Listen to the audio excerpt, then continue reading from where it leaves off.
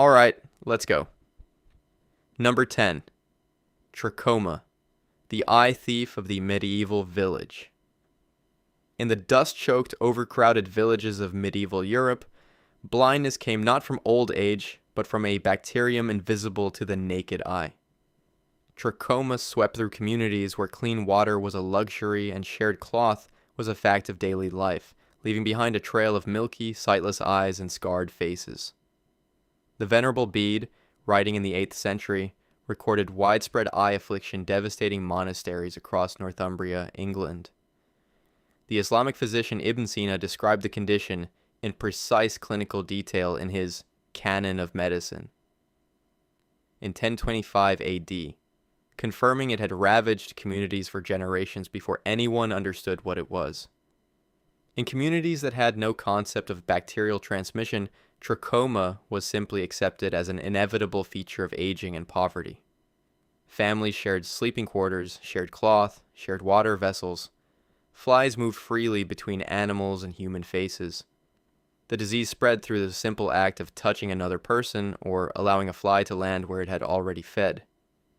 Medieval physicians prescribed poultices, prayer, and bloodletting, none of which interrupted the bacterium's quiet, relentless progress through a household.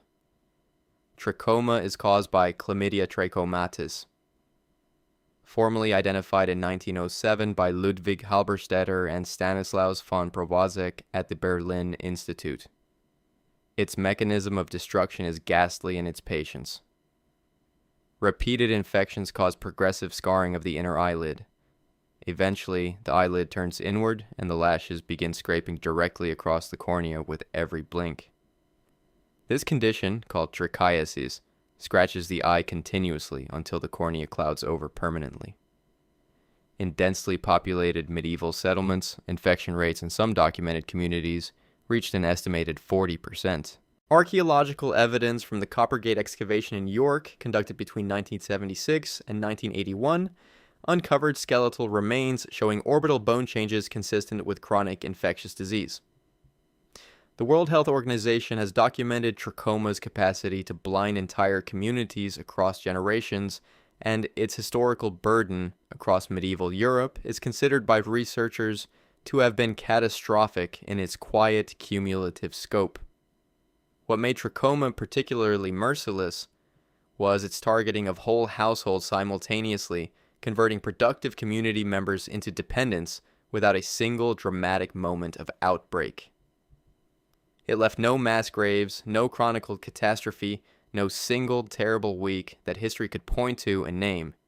It simply worked, household by household, village by village, generation by generation, in a silence that made it almost invisible to the historical record. In a world without mirrors and without diagnosis, how many medieval villagers went blind, never knowing the name of what had taken their sight? Number 9. Scurvy, when the body begins to unmake itself. In the winter of 1218, during the Fifth Crusade's siege of Damietta in Egypt, soldiers began dying in ways their commanders could not explain. Their gums blackened and swelled until teeth fell freely into their hands. Their skin erupted in subcutaneous hemorrhages, dark blossoms spreading beneath the surface like something rotting from within. Most disturbing of all, wounds that had healed months or years before split open again, as though the body was systematically dismantling every repair it had ever made. The chronicler Oliver of Paderborn documented this mass dying with visible bewilderment in his Historia Damiatina, unable to name what was killing the army. Scurvy is caused by severe deficiency of vitamin C, a substance the human body cannot synthesize and must obtain from food. The minimum required to prevent onset is just 10 milligrams daily, an amount found in a small handful of fresh plant matter. During extended sieges, winter famines, and the grinding deprivation of medieval rural life, entire communities could exhaust their stores of anything fresh within weeks. When that happened, the body began consuming itself. Collagen, the structural protein that holds tissue together, cannot be produced without vitamin C. Without new collagen, the body's repairs begin to fail and then to reverse. The Fifth Crusade dates are confirmed as 1218 to 1221, and Oliver's Chronicle represents one of the clearest primary source accounts of a scurvy epidemic in medieval history. But military campaigns were not the only setting for this festering catastrophe. In isolated villages during prolonged winter famine, entire communities could develop scurvy simultaneously. The Museum of London Archaeology's excavation of the medieval cemetery at St. Mary Spital uncovered multiple skeletal remains bearing bone lesions, fully consistent with severe prolonged vitamin C deficiency, confirming scurvy's reach into civilian populations. Scottish naval surgeon James Lind conducted the first clinical trial proving citrus fruits cured scurvy in 1747. More than 5 centuries after Oliver of Paderborn watched crusaders' teeth fall into the Egyptian sand. Throughout the entire medieval period, the cure grew in hedgerows across Europe, in rosehip bushes and pine needles and wild garlic, within walking distance of every suffering community. No one connected the plants to the disease. The mechanism remained as invisible as the deficiency itself, utterly inescapable for those caught inside it. The reopening of old wounds was scurvy's most harrowing symptom, a biological reversal of time that medieval sufferers must have experienced as something supernatural. Every injury a person had survived was effectively reinflicted upon them as they died. The cure grew wild in every hedgerow and forest around them, and they died without ever knowing it. Number 8.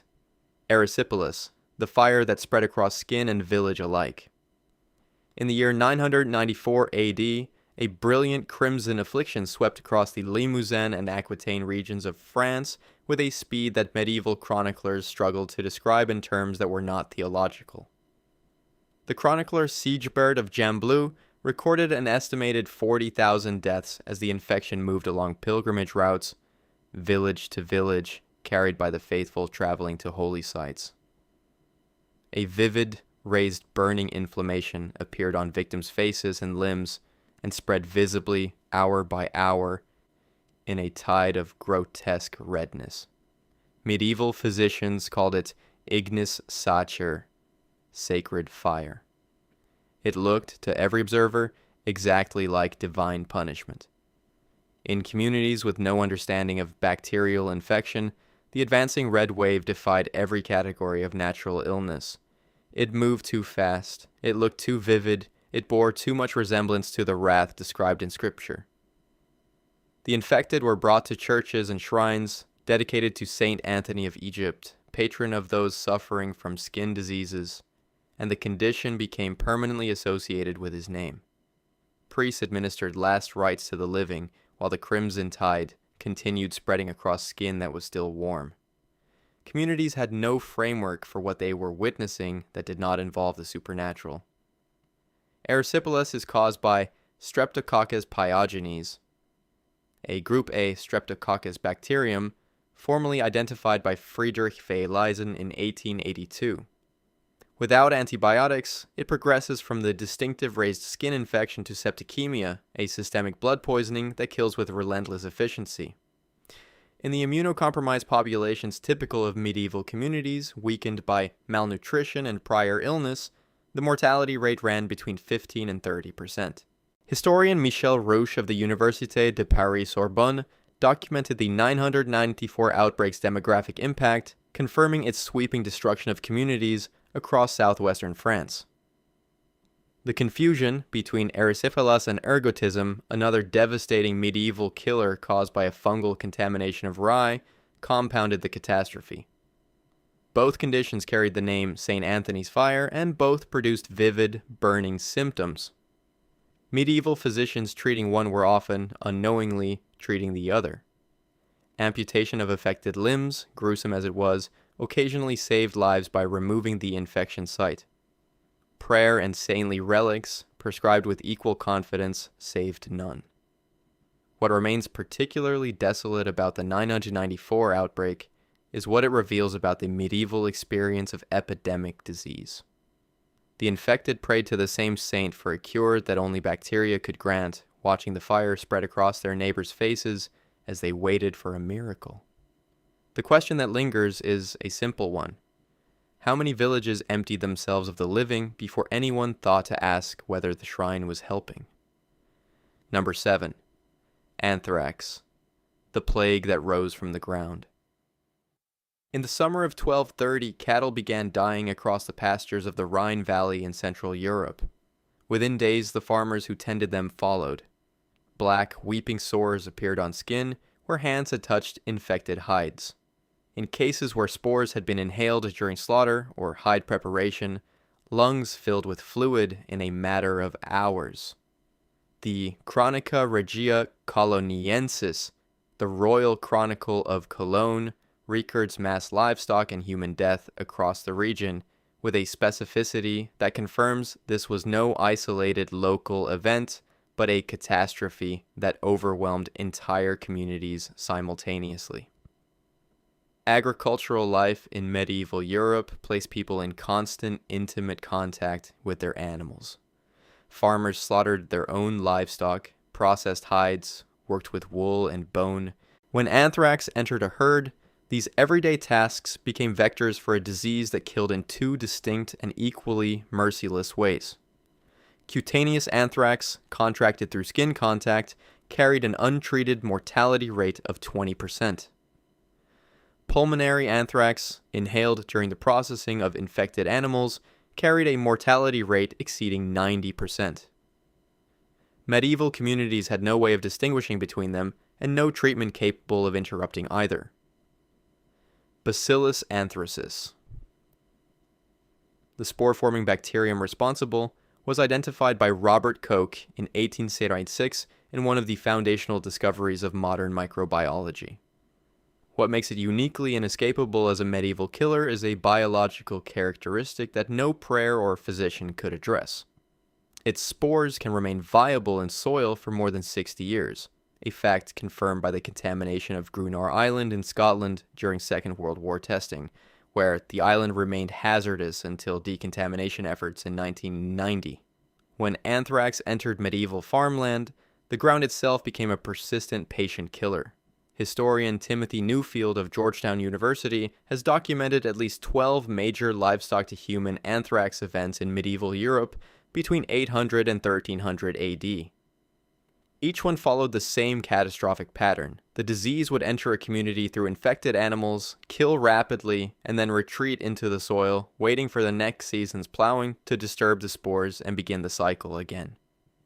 Medieval farmers returned to fields that had killed their neighbors because the fields were all they had. The disease met them there. The medieval villager who survived an anthrax outbreak and returned to the fields the following spring was walking back into the same earth that had taken their neighbors. The soil looked identical, the spores were invisible, and nothing in their world gave them any reason to suspect that the ground beneath their feet remembered every death it had ever caused and was quietly, inescapably prepared to cause more. Number 6. Malaria, the fever that never left. In the marshy lowlands of medieval England, France, and Italy, entire communities lived in a state of perpetual fever. Villagers shook with violent chills in summer heat. They recovered, relapsed, recovered again, and relapsed once more, each cycle leaving them weaker, thinner, and less capable of the agricultural labor their survival depended on. They called it the ague. Medieval physicians recognized it as a recurring fever with a grim predictability, arriving in cycles of every 2 days or every 4, as regular as a church bell. They had no idea they were describing a parasite completing its life cycle inside human blood. The marshlands of eastern England became so notorious for the ague that contemporaries referred to the fenlands as the ague country, a designation that appears in period documents and survives in historical records, confirmed by historian Bruce Campbell of Queen's University Belfast. Campbell estimates that malaria killed up to 10% of fenland populations annually during peak centuries of infection, a sustained ravaging toll that reshaped the demographics of entire regions over generations. Geoffrey Chaucer, writing around 1390, references the ague in the Canterbury Tales as a condition his audience would immediately recognize, confirming its ubiquity as a fact of medieval English life. Malaria is caused by Plasmodium parasites transmitted by Anopheles mosquitoes. The parasite was identified by French physician Charles Laveran in 1880. Medieval European malaria was primarily Plasmodium vivax and Plasmodium malaria, producing tertian and quartan fevers respectively, both documented in England, France, and Italy from the 6th century onward. Pope Innocent VIII died in 1492 of what Vatican physicians described as quartan fever consistent with Plasmodium malariae, confirming that the disease reached from the lowest agricultural laborers to the highest seat of Catholic authority without distinction or mercy. Without quinine, not available in Europe until the 1630s, medieval treatment relied entirely on bloodletting, herbal remedies, and amulets, none of which interrupted the parasite's life cycle. The disease cycled endlessly through affected populations, silently weakening communities across decades and centuries. Children born in malarial regions entered the world already at a biological disadvantage, their mothers weakened by repeated infection during pregnancy, their own immune systems tested from infancy by a pathogen that had been present longer than any living person could remember. What made medieval malaria uniquely devastating was not any single catastrophic outbreak, but its relentless, smothering permanence.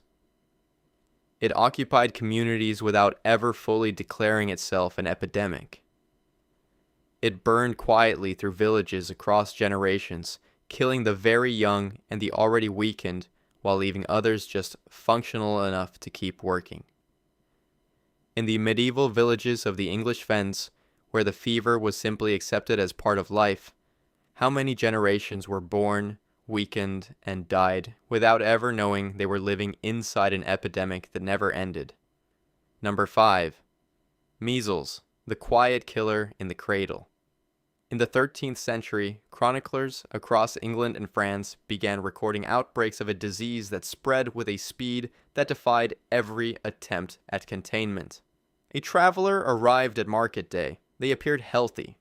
Within 2 weeks, every child in the surrounding settlement was feverish, covered in a spreading rash and struggling to breathe. Medieval physicians, drawing on the Persian physician Muhammad ibn Zakaria al-Razi's clinical descriptions from around 910 AD in his Kitab fi al-Jadari wa al-Hasba, could identify measles by its presentation. What they could not do was stop it, or slow it, or change what happened next. In a community that had encountered measles within living memory, a new outbreak was terrible but survivable, restrained by the partial immunity of those who had lived through it before. In a community that had been isolated from the disease for 2 or 3 generations, the situation was categorically different. No accumulated immunity existed, every person was fully susceptible. The disease moved through such a community at a biological pace that had no natural limit, infecting and incapacitating the population faster than the sick could be cared for. A single infected visitor at a rural market could condemn every child in a settlement without ever knowing they had done so. Measles is caused by the morbillivirus paramyxovirus, isolated by John Enders and Thomas Peebles at Harvard Medical School in 1954. In immunologically naive populations, mortality rates reach 25 to 30%. In malnourished medieval communities with compromised immune systems and no access to antibiotics to treat secondary bacterial pneumonia, rates reached higher still. Historian Sharon DeWitt of the University of South Carolina has used skeletal stress markers from medieval burial assemblages to confirm widespread childhood infectious disease consistent with measles epidemics in 13th century England. The bones of the dead carry the record that the chronicles often fail to preserve in adequate detail. What made measles particularly harrowing in the medieval context was its timeline. A person infected with measles is contagious for 4 days before the rash appears, the most visible and alarming symptom. By the time a medieval community recognized it had an outbreak, every person the first victim had touched, spoken to, or breathed near in the preceding days was already infected. The disease had already won before anyone knew the game had begun. The child who brought measles into a medieval village did not know they were carrying it, and by the time the rash appeared, every person they had touched in the previous 4 days was already infected. Medieval communities could watch the rash spreading across their children's faces and understand perfectly what was coming and still be utterly, inescapably unable to prevent it. That particular helplessness, the knowledge without remedy, was its own kind of catastrophe alongside the disease itself. Number 4. Sweating sickness, the disease that killed in hours. In August 1485, a disease arrived in England with the army of Henry Tudor as it marched toward Bosworth Field. It had no name yet. Within days of the battle, it had reached London. Within weeks, it had killed thousands. Healthy men and women woke at dawn with a sudden, violent sweat and were dead before sunset. The physician John Caius, who later wrote the only detailed clinical account of the disease in his Boke or Counsel against the disease commonly called the sweat or sweating sicknesse, once in 1552, described a progression so rapid that contemporaries said a person had 1 hour to sweat, and if the crisis did not pass in that hour, they would not survive it. In 5 distinct epidemic waves in 1485, 1508, 1517, 1528, and 1551, the sweating sickness returned with devastating regularity and then vanished completely. No disease before or since has followed this precise pattern of appearance, retreat, and permanent disappearance. The 1528 epidemic was the most severe. It crossed to mainland Europe, reaching Hamburg, where contemporary records compiled by historian Paul Slack of Oxford University document the deaths of 1,000 people in a single week. The disease also reached Antwerp, Amsterdam, and parts of Switzerland, demonstrating a geographic reach that confirmed it was carried by human movement and contact. What made the sweating sickness uniquely terrifying to medieval observers was its selection of victims. Unlike virtually every other epidemic disease of the period, it disproportionately killed the young, the healthy, and the well-nourished, the very people who were expected to survive. The elderly and the very young, traditionally the most vulnerable populations, were comparatively spared. Contemporaries noted this inversion with visible horror. William Carey, brother-in-law to Anne Boleyn, died of the sweating sickness in 1528. Anne herself contracted it and survived, an outcome that was treated as genuinely remarkable rather than expected. Epidemiologist John Wyatt at Leicester Royal Infirmary has proposed that the causative agent may have been a hantavirus, a hypothesis supported by the disease's pattern of rapid onset, high mortality in healthy adults, and pulmonary involvement. Hantaviruses are transmitted through contact with infected rodents, common in the agricultural environments of Tudor England. The hypothesis remains contested, but it represents the most scientifically credible modern explanation for a disease that baffled contemporary physicians and has continued to baffle historians for 5 centuries. Whatever killed those thousands in a matter of hours across 5 Tudor epidemics has never been confirmed.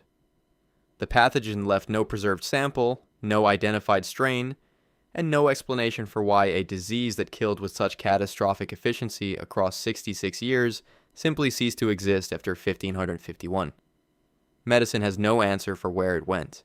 The question of whether it is waiting somewhere still in a rodent reservoir or a soil deposit untouched by modern surveillance remains genuinely, uncomfortably open.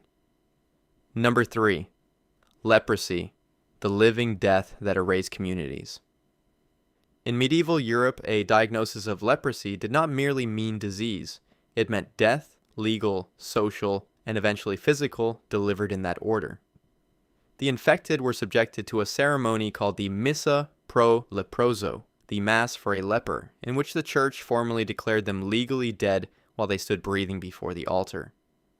They were then expelled from their communities, forbidden to touch food at market stalls without a long stick, forbidden to speak to the healthy without first ringing a warning bell, and forbidden to enter a church, a tavern, a mill, or any shared space that defined membership in a community.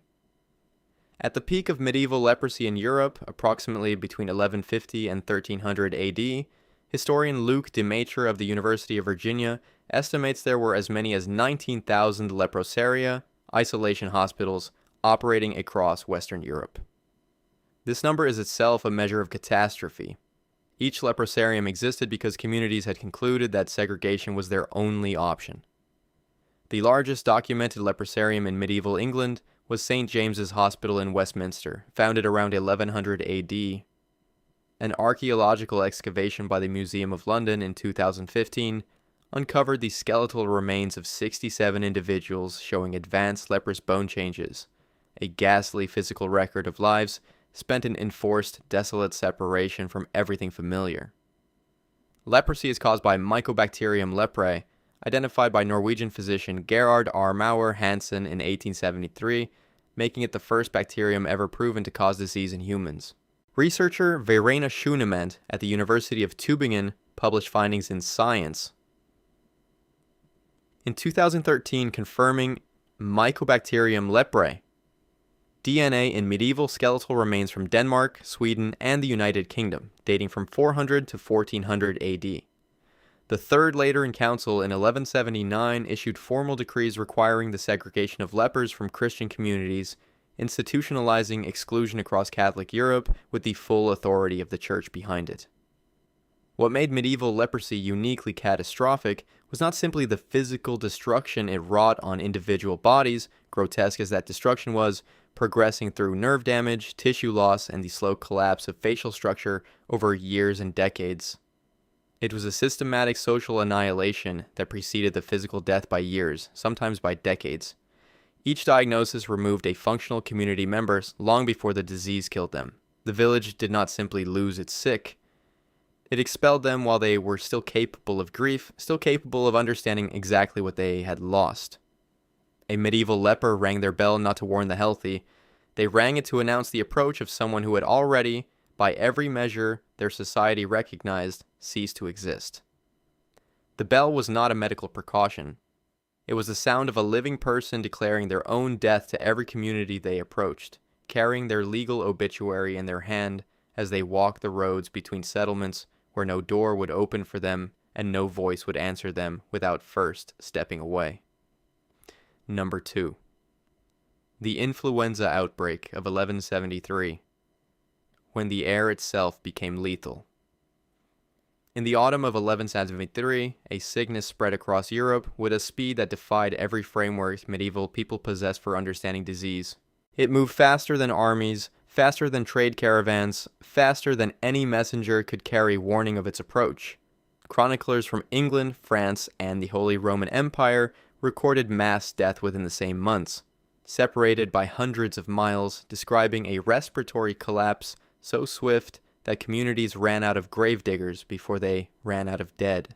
The Chronica Regia Coloniensis, the Annals of Genoa, and English monastic records from Durham Cathedral Priory all document the outbreak, providing an unusual convergence of primary source corroboration across multiple countries and institutions. Medical historian Anne Carmichael of Indiana University has identified the 1173 event as a strong candidate for an early influenza pandemic based on its respiratory presentation, its extraordinary speed of geographic spread, and its simultaneous multi-country documentation in sources that had no contact with one another. A similar respiratory epidemic fitting the same profile struck again in 1387, documented by the chronicler Jean Froissart in his Chronicles, as killing great numbers of people in England and France within a matter of weeks. The pattern repeated because the causative agent, a virus capable of mutating faster than human immunity could track it, never stopped circulating. Influenza is caused by orthomyxovirus strains. The modern virus was first isolated in 1933 by Wilson Smith, Christopher Andrews, and Patrick Laidlaw at the British Medical Research Council. Without that isolation, without the century of virology that followed it, medieval communities experiencing the 1173 outbreak had no category for what was attacking them. The disease appeared in the lungs, moved through populations at a pace that suggested the air itself was the vector, and killed with a speed that left the living disoriented and the institutional structures of community care overwhelmed within days. In immunologically naive medieval communities, without antivirals or antibiotics to treat the secondary bacterial pneumonia that influenza invariably triggered in its most severe cases, the case fatality rate could exceed 20 to 30%, a figure comparable to the 1918 Spanish flu in isolated populations. A village that lost 30% of its adults in 3 weeks did not simply grieve. It lost the labor required to harvest, the knowledge required to preserve food, the physical capacity to prepare for winter. The disease killed directly, and then the conditions it created killed again through the seasons that followed. What elevates the 1173 outbreak to its position on this list is not merely the death toll of any single event, harrowing as that toll was. It is what the influenza virus represents as a biological entity. A pathogen of extraordinary adaptability that has never been eradicated, never been fully contained, and never stopped evolving. The virus that swept through medieval Europe in 1173 is biologically continuous with the virus that circulates today, testing new combinations of proteins with every passing season, searching for the configuration that moves that fast again. Number 1. Tuberculosis, the white plague that never left. It did not arrive with an army. It did not fall from the sky in a season of bad air. It came quietly, carried in a single exhaled breath, patient beyond any human reckoning and silent beyond any medieval capacity to perceive it. Tuberculosis killed more people in medieval Europe than any war, any famine, and any other epidemic in recorded history. It did not wipe out villages overnight. It did something slower and in many ways more civilizationally devastating. It emptied them, one cough at a time, across centuries. Historian Thomas Dormandy in The White Death, A History of Tuberculosis, a Sociedades published in 2000, estimates that tuberculosis killed 25% of the entire population of Europe across the 14th and 15th centuries alone. Tuberculosis is caused by Mycobacterium tuberculosis, identified by Robert Koch on March 24, 1882, a discovery for which he received the Nobel Prize in Physiology or Medicine in 1905. Researcher Helen Donoghue of University College London identified Mycobacterium tuberculosis, DNA in a 9,000-year-old skeleton from the submerged Neolithic site of Atlit Yam off the coast of Israel, confirming that the disease was ancient before the medieval period began. Mycobacterium tuberculosis can survive in dried sputum for up to 6 months, which meant that medieval churches, taverns, and shared sleeping quarters, where dozens slept in a single room, were extraordinarily efficient transmission environments requiring no unusual circumstances to kill. The disease was so prevalent in medieval Europe that it shaped culture, religion, and royal ceremony around its presence. The scrofula form of tuberculosis, which infects the lymph nodes of the neck and produces grotesque swellings, was believed to be cured by the touch of anointed monarchs. This ritual, called the royal touch, was performed by kings including Edward the Confessor of England and Louis Nemoine of France before enormous crowds of the desperate and the diseased. Thousands of people suffering from a bacterium that would not be identified for centuries traveled to royal courts seeking a cure that came from a divine mandate no one actually possessed. The ravaging scope of tuberculosis across the medieval period defies straightforward comprehension. It did not respect social boundaries. It killed the poorest agricultural laborers in their shared dormitories, and it killed scholars in their libraries, monks in their cloisters, and nobles in their manor houses.